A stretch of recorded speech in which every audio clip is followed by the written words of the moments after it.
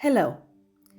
Exercise is very important for people with dementia, especially for those aged 85 and over. Exercising is one of the effective preventive mechanisms that slow down the progression of the disease. In this video, we will look at how adapted exercise can help maintain psychophysical condition, reduce the risk of falls, strengthen stable walking, balance and upright posture, and maintain cognitive reserve. Movement is often impaired in people with dementia, as the symptomatology of the disease often causes individuals to withdraw into isolation and become less physically active. People with cognitive impairment have a higher risk of falls and injury. Impaired cognitive function leads to impaired attention and executive functions, compromising gait stability, upright posture, strength, endurance, and balance. Cognitive decline is caused by impaired sensory motor processing, which results in slow and stiff walking, difficulties in balance control and upright posture, and increased risk of falls. Patients may have restless leg syndrome, longer reaction times in receiving and responding to environmental stimuli, and therefore trip or slip more quickly. In addition to impaired executive function, mobility, stable walking, and balance are affected by behavioral psychiatric disorders, orientation and memory problems, high blood pressure or hypertension, dizziness in old age, visual impairment, urinary leakage, and others. People with dementia often misjudge the potential dangers in their environment and overestimate their mobility and the use of neuroleptic or antipsychotic drugs, as well as the combined effects of several drugs, often increases the risk of falls. The most common motor complications in old age, as summarized in the 2021 NICE report, show that every year 20 to 30% of older people fall, and falls are the leading cause of death after the age of 65. As many as 273 older adults die of hip fractures in Slovenia. This is certainly reason enough to take preventive measures to improve psychophysical condition, stability, and balance when walking. Let's take a look at some of the positive effects of a simple walk.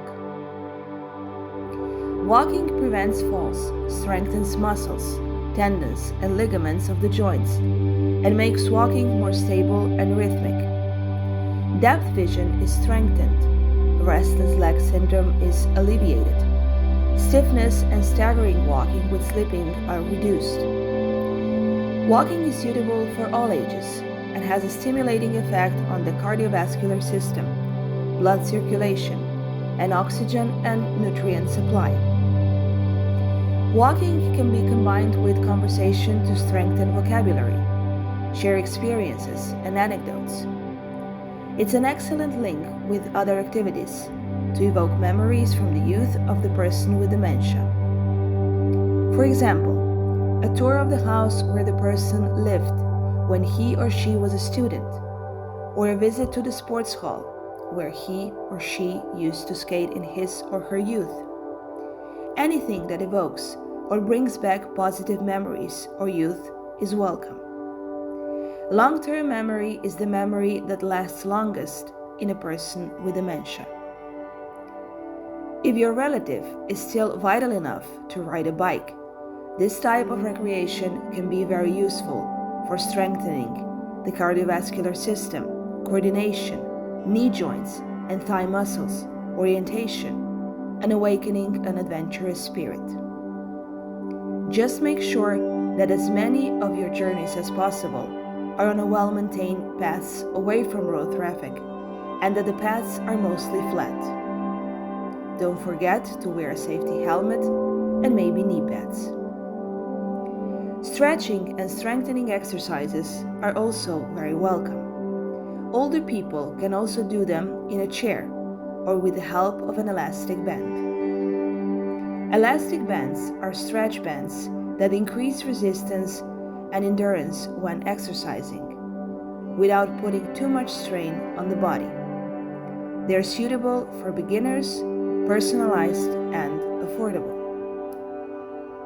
In the link below, we provide effective stretching and strengthening exercises compiled by NIASA experts.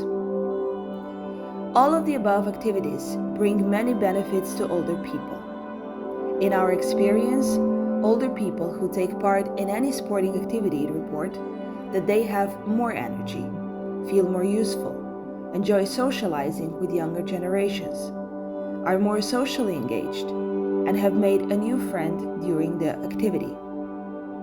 Their relatives also tell us that they sleep much better, repeat the same stories less and talk less, have a better appetite, and are fitter, more sociable, and optimistic. If you find it hard to get your relative to be active, here are some tips on how to encourage them. Promise to visit the house where they used to live, or to visit a loved one during the walk. For example, your mother-in-law or a friend. Encourage them to visit their favorite gallery, shop, or park during the walk. Let's set a positive example and start exercising. Promise to reward them for the activity. For example, that you will go for a coffee or submit an entry into a sports competition. Making memories together can also take us a long way. A photo together during a sport activity is sure to be a great motivator.